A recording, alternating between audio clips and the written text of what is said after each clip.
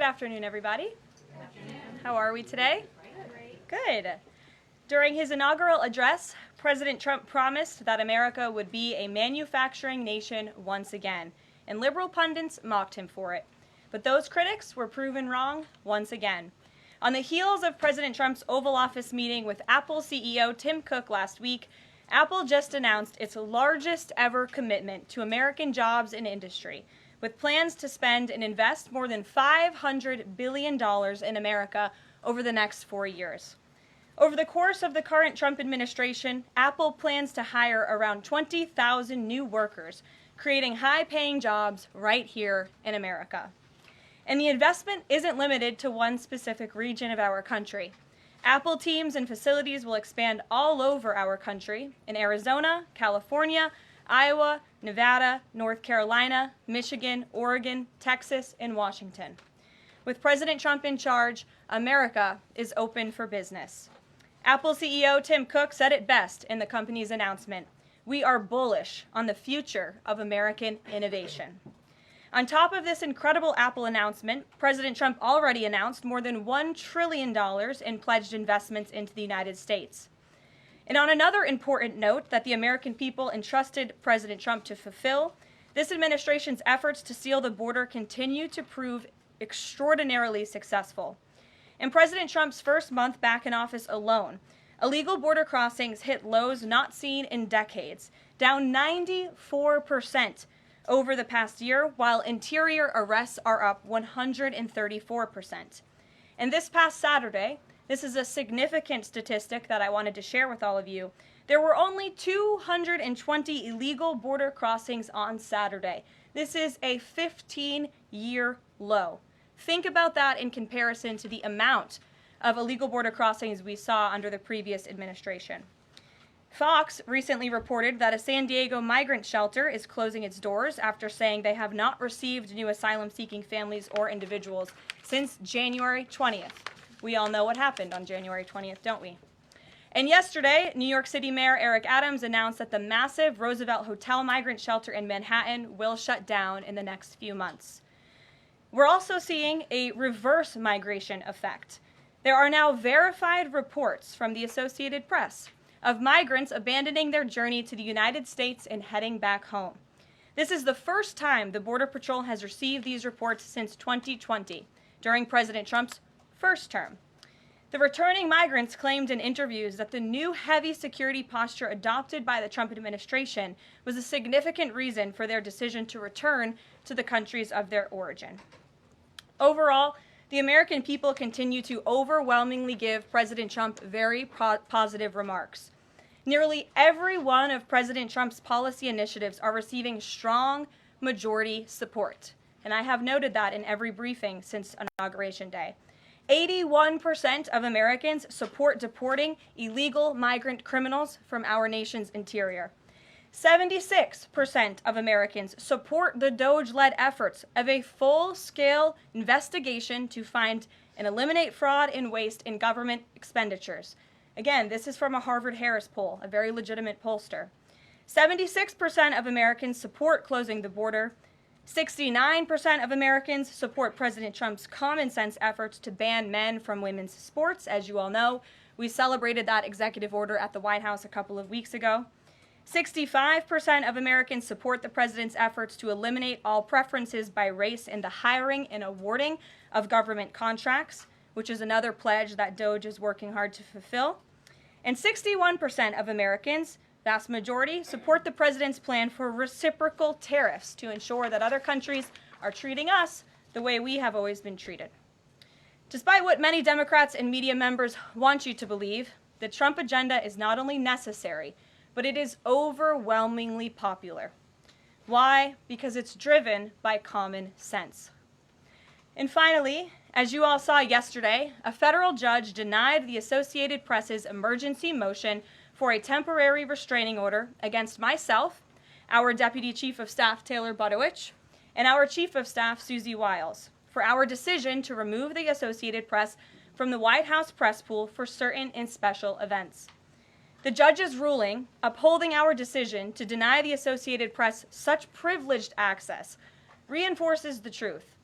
And it reiterates what I said from this podium last week when that suit was filed. Asking the President of the United States questions in limited spaces, such as the Oval Office in Air Force One, is a privilege that unfortunately has only been granted to a few.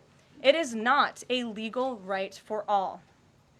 The Trump administration has already proven to be the most transparent ever, and this president, the most accessible in history. This is evidenced by President Trump's daily press conferences in the Oval Office, where he takes many questions from the journalists who have the honor and privilege of standing before the beautiful Resolute desk. The president and this entire White House are committed to ensuring the American people continue to receive this same level of historic transparency, access, and visibility. In fact, we want to double down and give even greater access to the American people. We want more outlets and new outlets to have a chance to take part in the press pool, to cover this administration's unprecedented achievements up close, front and center. As you all know, for decades, a group of DC-based journalists, the White House Correspondents Association, has long dictated which journalists get to ask questions of the President of the United States in these most intimate spaces. Not anymore. I am proud to announce that we are going to give the power back to the people who read your papers, who watch your television shows, and who listen to your radio stations. Moving forward, the White House press pool will be determined by the White House press team.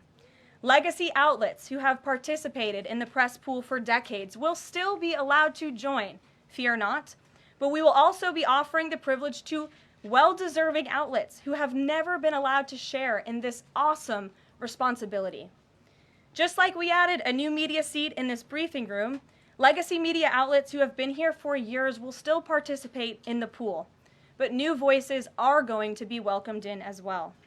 As part of these changes, we will continue the rotation amongst the 5 major television networks to ensure the president's remarks are heard far and wide around this world. We will add additional streaming services which reach different audiences than traditional cable and broadcast. This is the ever-changing landscape of the media in the United States today.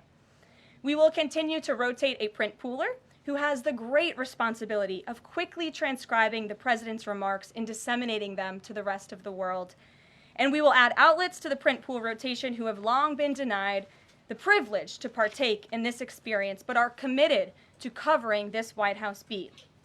We will continue to rotate a radio pooler and add other radio hosts who have been denied access, especially local radio hosts who serve as the heartbeat of our country. And we will add additional outlets and reporters who are well suited to cover the news of the day and ask substantive questions of the President of the United States, depending on the news he is making on that given day. This administration is shaking up Washington in more ways than one. That's what we were elected to do.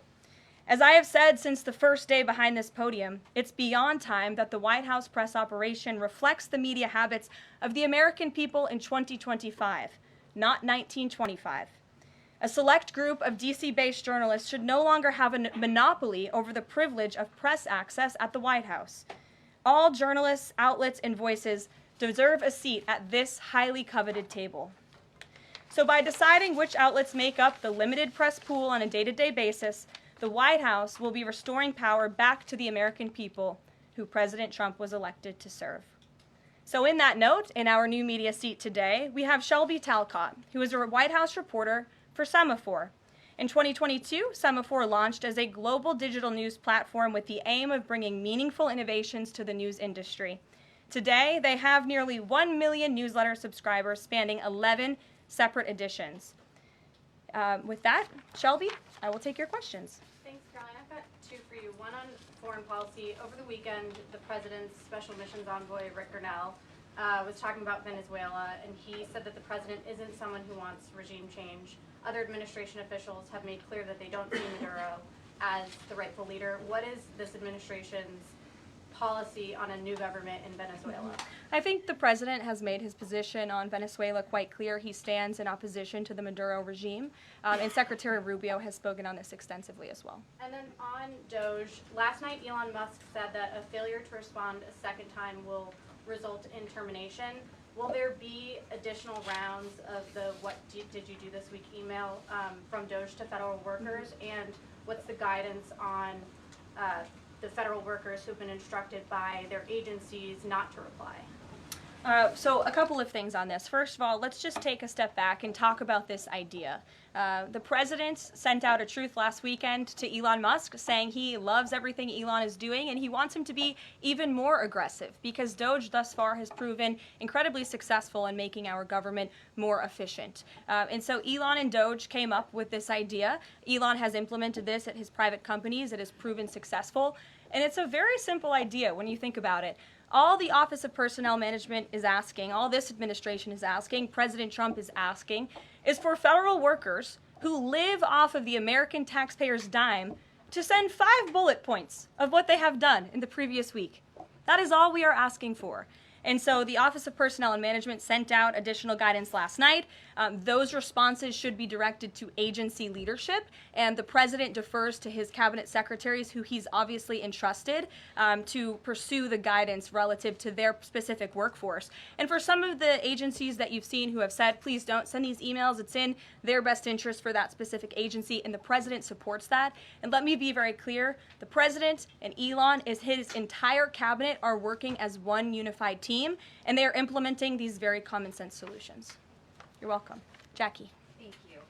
One follow-up on that question. So about the deadline, Alina Habba said that you have until tonight.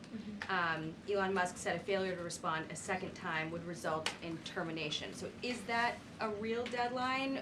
Should federal workers be looking to that guidance, or should they be looking to the agency heads? Like, what is the actual deadline? So again, the agency heads will determine the best practices for their employees at their specific agencies. Again, this was an idea that Elon come up with. Doge worked with OPM to actually implement the idea, and the secretaries are responsible for their specific workforce. And this is true of the hirings and the firings that have taken place. And we advise federal workers, unless your agency has dictated you not to respond to this email. In fact, I can announce that we've had more than 1 million workers who have chosen to participate in this very simple task of, again, sending 5 bullet points to your direct supervisor or manager, CCing OPM. I actually participated in myself. It took me about a minute and a half to think of 5 things I did last week. I do 5 things in about 10 minutes, and all federal workers should be working at the same pace that President Trump is working and moving. We have a country to save, and we want this federal government to be responsive to the needs of the American people who re-elected this president to have historic, massive reform, and that's what the intention of this idea is. Can you clarify one thing, though? Because Elon Musk also said that a reason that they wanted this 5 things email was just to see if people are actually alive. Citing that there are some federal workers who might not even be alive. So meantime, NBC is reporting that these responses are going to go into an AI generator to evaluate whether these jobs are necessary. So is it just to see if people are actually working, or is it an effort to maybe cut some of those jobs? I have not seen that NBC News report, and I haven't heard that from Doge or from Elon himself. Again, this is to ensure that federal workers are not ripping off American taxpayers, that they are showing up to the office, and that they are doing their jobs. That's what the American people expect, and it's a very simple task to complete. I did it myself, and I was more than happy to do it because I'm very grateful that I am serving the American people on the American taxpayers' dime. Do you think Doge should hire a spokesperson just so that Elon Musk doesn't put out tweets that then confuse federal workers? Are my press briefings not good enough for you, Jackie? John.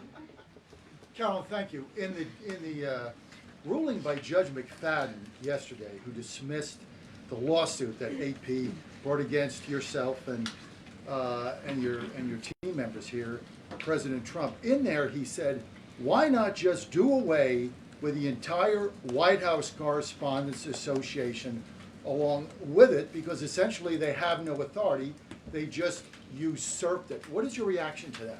Well, first of all, John, it's great to see you, and you are one of those individuals who has you're on a streaming platform that hundreds of thousands of people tune into every day, so it's great to see you in the briefing room. I did address that actually in my opening remarks by announcing that the White House press team in this administration will determine who gets to enjoy the very privileged and limited access in spaces such as Air Force One and the Oval Office. There are, as you know, look at this room, hundreds of journalists who show up to this building every single day and are not granted that luxury of flying on Air Force One and asking the President of the United States questions. And so we want to ensure, again, everyone has a seat at that highly coveted table. But alas, the legacy media outlets who have been doing this for quite some time and have invested resources into covering the White House, their spots will remain, just like they have in this briefing room as well. Sure. Steve. Could you give us an update on the negotiations around the Ukraine minerals deal, and when is President Zelensky going to come visit? So the president talked at length about this yesterday, the critical minerals deal with President Macron, and in the more than hour-long press conference he gave all of you in the Oval Office himself.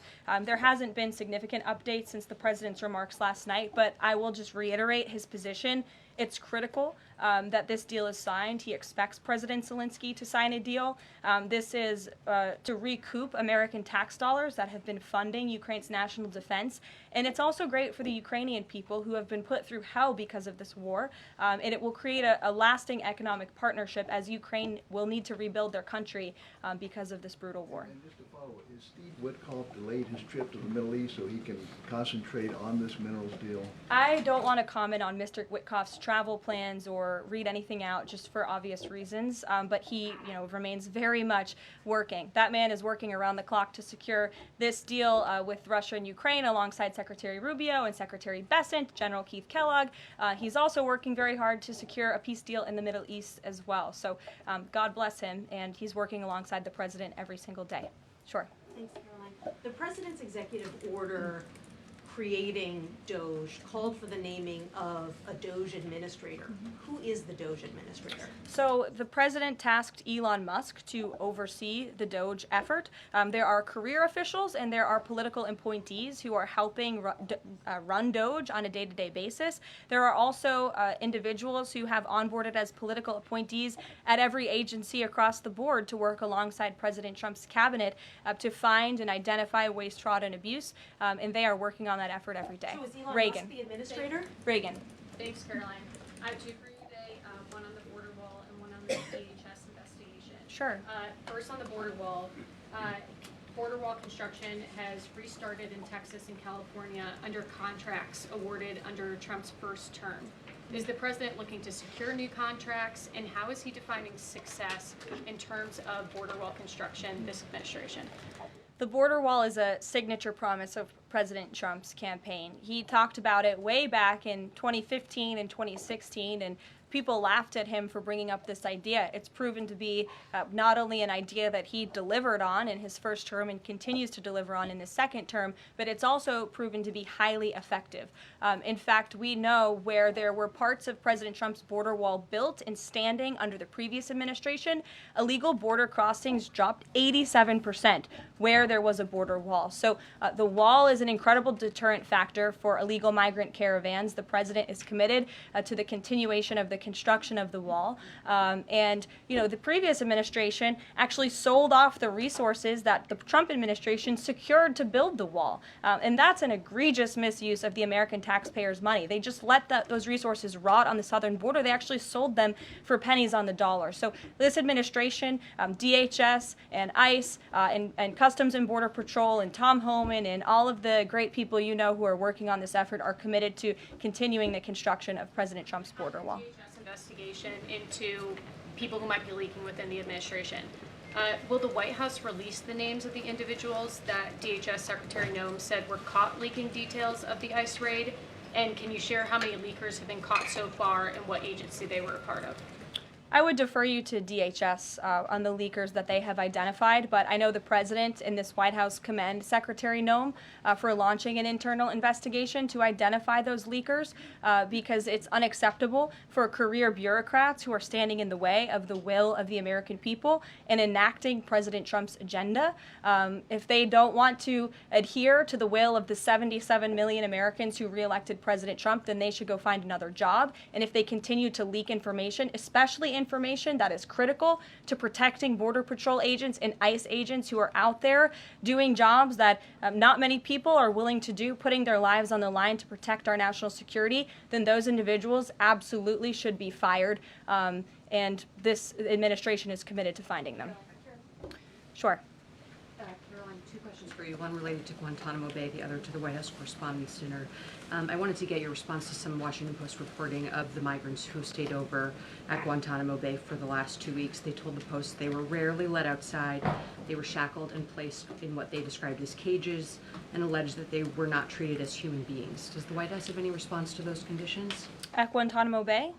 It's a promise the president campaigned on, that if you invade our nation's borders, if you break our country's laws, and if then you further commit heinous, brutal crimes in the interior of our country, like raping and murdering innocent, law-abiding women and girls, and committing heinous acts of violence, then you are going to be deported from this country, and you may be held at Guantanamo Bay. These are criminals we are talking about. Don't forget that. Sure. So U.S. consumer confidence fell this month, the most since August of 2021. What is your message for Americans who are concerned about the impact of things such as tariffs on prices? Yeah, sure. Well, thank you for that question. It's obviously an important one. The president campaigned on reigniting the Trump economy and fixing the mess that was created by the previous administration. We know they created an economic and an inflation nightmare for the American people, and I'm not going to stand up here and lie to you like my predecessor did about the state of our economy. We understand there are people that are hurting, and this administration is wholeheartedly committed to ensuring that those individuals see relief and price reductions and tax cuts and in less regulations that are burdensome on their household and their businesses. And the president and this entire administration are focused on that every day. I can go through the very long list of economic actions this president has taken. I know you work for Bloomberg, so I'm sure you're well aware of them, but I can assure the American people that the president is very much focused on bringing down the cost of living crisis in this country that was created by the previous administration. Speaker, I just have a quick follow-up. Sure. Is the president planning on whipping any votes for support for the House budget vote? And if so, to whom is he making calls? I'm not aware of any calls that he has made. I did talk to the president about his position on this just before coming down here, and he said that he's made it very clear to the Hill what his priorities for a budget are. He's said it to the Speaker of the House. He said it to Leader Thune. The Senate and the House know what President Trump wants and know what the American people want. And so he expects Congress to get it done. He's looking at the proposal from the House. He will also be looking at the proposal that I believe the Senate is drafting up as well. Sure. Thank you, Caroline. I have two questions. Does the United States, sorry,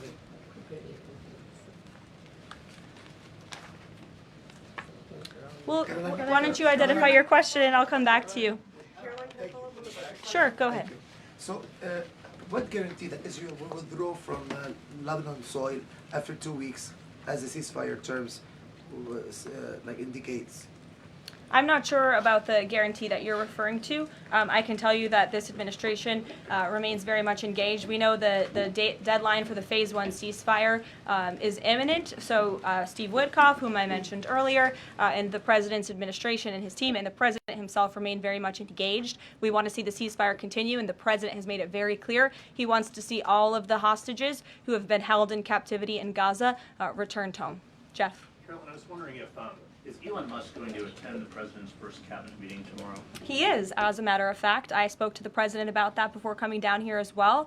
And Elon, considering he is working alongside the president and our cabinet secretaries, this entire administration will be in attendance tomorrow just to talk about DOJ's efforts and how all of the cabinet secretaries are identifying waste, fraud, and abuse at their respective agencies. We look forward to the meeting tomorrow, and I think you'll be hearing from the president and his cabinet where they're on campus tomorrow. I hope you guys are excited. Since some of those cabinet members were caught off guard by the email Nobody was caught off guard. A few departments said they were caught off guard. The FBI was, the DOJ was. Did anonymous sources say that, or did the cabinet secretary say that? The cabinet secretaries and others have said that they were not aware that this was happening. So I'm wondering, will there be a give and take tomorrow at the cabinet meeting? Is Elon Musk or the president open to any type of dialogue about who is actually in charge of the chain of command of these workers? I would reject the premise of your question, Jeff. The cabinet secretaries have not said that. I know anonymous sources, probably career bureaucrats, have leaked that to many of you in this room. But as I said at the beginning of this press conference, everybody is working as one team, and the president respects the decisions of his cabinet secretaries to tell their staff, not to respond to that email because they did so out of interests of national security, and they don't want to obviously risk confidential information. It's pretty common sense. Dasha. Musk has obviously been doing a lot of work. He's been working every day, and a lot of the time weekends. He is designated as a special government employee, which means that he can only work 130 days per year. Is the White House expecting him to limit his work to 130 days, or are you going to work around those rules? Do you want to see him extend beyond the 130 So days? today is February 25th, so I think we've been here about 35 days roughly. So ask me in another 100 days. Daniel. Karoline, thank you. You opened up with a major announcement from Apple, $500 billion, 20,000 jobs, doubling its advanced manufacturing fund. Yeah. What does that signal that such a global brand would make what it called its largest ever spend commitment just a month into President Trump's second term? What does that signal about his economic vision for the country? President Trump is a deal maker, and he has restored confidence in business leaders around this entire world. Apple is one of the largest companies on the face of the planet. They employ hundreds of thousands of Americans, but the president wants to see more Americans employed, more investments here in the United States of America. And this is another fulfillment of the president's campaign promises. I recall President Trump at his rallies on the campaign telling the world that if and when I am elected, America is going to be back, and we want your investments to be driven onshore. We want you to hire American workers, and you will have the lowest regulatory burden, the lowest tax cuts, and the president has already proven he's committed to slashing regulation. He's counting on Congress to implement those tax cuts. And so people are encouraged by the president's, again, as Tim Cook called it, they're bullish about American innovation because of the leadership of this president. And it's a stark contrast to the leadership of the previous administration, Joe Biden, who I don't think spent any time trying to recruit any investments or jobs here at home. Mary. We're hearing from some Republicans who are voicing concerns about how these cuts are being carried out. Congressman McCormick, a Republican from Georgia, tells us he's worried it's too rapid for real people to adapt to. And he says he's concerned that it could come off as discompassionate, in his words, that it could risk undercutting the strong message that he feels you're trying to send about the need to cut government waste. Well, I think that was one comment from one senator, and I think, as I cited in my opening remarks in the poll, the most important people are the American people, and 77% of Americans at home support a full investigation into the waste, fraud, and abuse that the federal government has been spending their tax dollars on. So that's the people the president cares about most, and that's why we're fulfilling this pledge. And again, it should come as no secret to anybody. The president campaigned on doing this. The president yesterday said if you don't respond to this email, you will be fired or semi-fired. What does he mean by that? Again, I've been asked to answer this question 3 times now. It is semi-fired. But it's in the memo. The president again has entrusted his cabinet secretaries to oversee their workforce. That's why he nominated them to be cabinet secretaries, and so federal workers can be directed to their agency leadership. Sure. Great, thanks, Caroline. I wanted to ask about a federal judge yesterday was saying that they didn't know who the DOJ administrator was and was asking the lawyer for the administration who it was, and the lawyer responded, I don't know the answer to that. Can you tell us who the administrator of DOJ is? Again, I've been asked and answered this question. Elon Musk is overseeing DOJ. There are career No, Elon Musk is a special government employee, which I've also been asked and have answered that question as well. There are career officials at DOJ. There are political appointees at DOJ. I'm not going to reveal the name of that individual from this podium. I'm happy to follow up and provide that to you. But we've been incredibly transparent about the way that DOJ is working. John. The Republican budget. Thanks a lot, Caroline. Since your last briefing, there have been some personnel moves that have been announced by the president, and I wanted to ask you about them. One was the president replacing the chairman of the Joint Chiefs of Staff, General C.Q. Brown, Jr. What was the reason for the president naming a replacement for General Brown? And then I'll follow up with another personnel announcement that's been made over the last few days. He thinks he's doing a bad job, and it's time for a shakeup at the Pentagon. They failed 7 audits in a row. The trust in our United States military amongst the war fighters is low.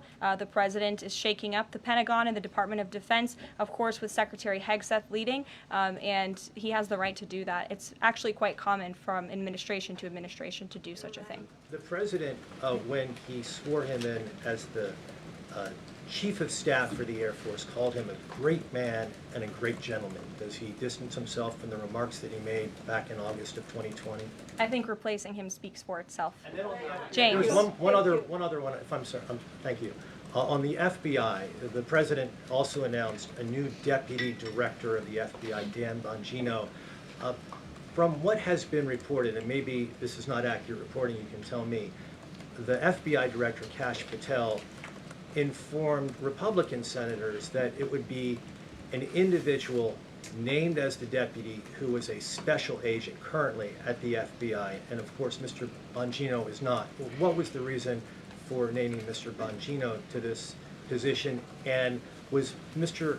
Patel not correct in making that assurance to those senators? I'm not sure if anybody in this room has listened to Mr. Bongino when he talks about the past corruption at the FBI, when he talks about his experience serving for the United States Secret Service. This is a man who loves his country and who has honorably served our country in ways that many people have not. He understands the depth of the corruption at these institutions, which the American people reelected President Trump to shake up. And I think it's quite despicable to see many networks in this room who have had chyrons on their television screens labeling Mr. Bongino as a far-right podcaster. He is not. He is a former law enforcement agent. He is a former Secret Service agent who put his life on the line to protect this country, and that is why the President of the United States has entrusted him for this important role. He's also an outsider to this Washington swamp, and we often see that when outsiders are appointed to such coveted positions, a lot of people in this city get very, very nervous, and they should be, because Dan Bongino and Kash Patel and Attorney General Bondi are focused on rooting out the corruption at these agencies and ending the weaponization of government once and for all. I'd like to end with something. As you all know, you know what, James? I'm feeling generous. Go ahead. I will take it. Thank you, Karoline. Sure. I wanted to ask Don't make me regret this. I wanted to ask about the Macron visit and the Russia-Ukraine talks in general. Sure. It's pretty clear to my eye that President Macron was performing a kind of delicate dance, lavishing praise on the president while seeking in his own remarks to try to bind President Trump to positions and even specific language that the president has not committed to heretofore. One of the most bracing comments from President Macron was when he said that the deal that President Trump is negotiating with the Russians must not be, quote, a surrender for Ukraine. All of the public points that we have heard from President Trump, from Secretary Hegseth, and from other administration officials talking about these negotiations have averred to, quite openly, to concessions from the Ukrainians that will have to be made.